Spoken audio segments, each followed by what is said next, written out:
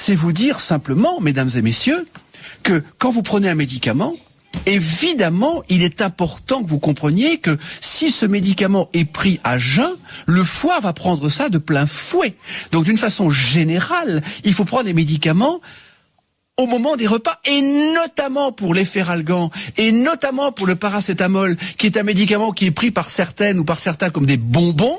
Eh bien, le paracétamol, mesdames et messieurs, peut vous provoquer une insuffisance hépatique foudroyante, définitive, qui va nécessiter une greffe de foie.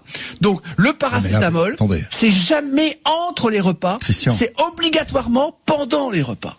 D'accord. C'est une faute majeure des médecins. Oui, mais quand on a mal à la tête. Eh bien, on mange avec. On prend le paracétamol et en même temps, on mange. Oui, mais si vous dites qu'il faut pas manger entre les repas. Si on a mal à la tête entre les repas, qu'est-ce qu'on fait ? On mange une pomme, on mange un yaourt, on mange un fromage blanc.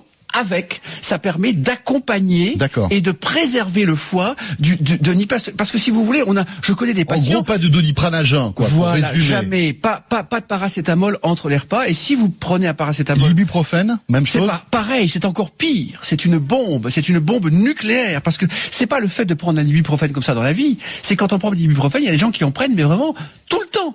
Et ça, ça ne va pas. Et l'aspirine, c'est mieux ou pas ? L'aspirine, ça a surtout un impact sur l'estomac et ça fait saigner et ça peut donner des gastrites.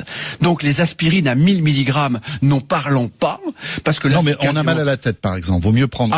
On s'éloigne un petit peu. Paracétamol, ibuprofène ou aspirine, absolument. Plutôt paracétamol. Absolument. Alors je résume.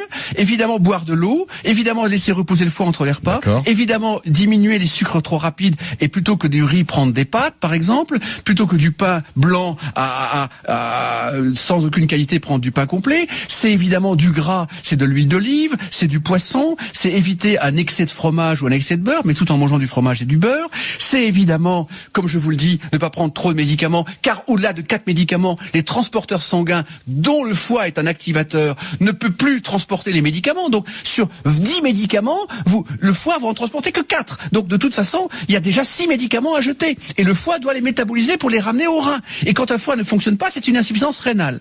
Et dernier point majeur, alors là, le 5e point, si vous voulez garder un foie, et je vais résumer le tout si vous le permettez, c'est évidemment un verre d'alcool pendant un repas.